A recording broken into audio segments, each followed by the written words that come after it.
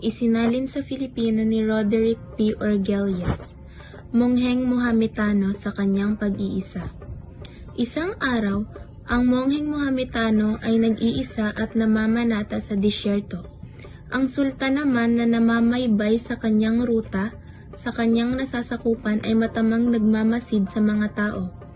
Nakita niya na hindi nagtaas ng kanyang ulo ang mongheng Mohametano habang dumadaan siya. Nagalit ang sultan at nagwika. Ang nakasuot ng balabal, ang tulad ng isang hayop na hindi nagtatanlay ng paulang paggalang. Kung kaya't ang vizier o ministro ay nagwika. Mongheng Mohametano, dumaan sa iyong harapan ang sultan. Bakit hindi mo siya ginalang? Hayaan mo ang sultan ang magbigay ng paggalang para hanapin ang magbebenepisyo sa kaniyang magandang gawa. Sabihin mo sa kanya, ang hari ay nilikha para sa kagalingan ng kanyang nasasakupan at hindi nilikha ang mamamayan para paglingkuran ang sultan.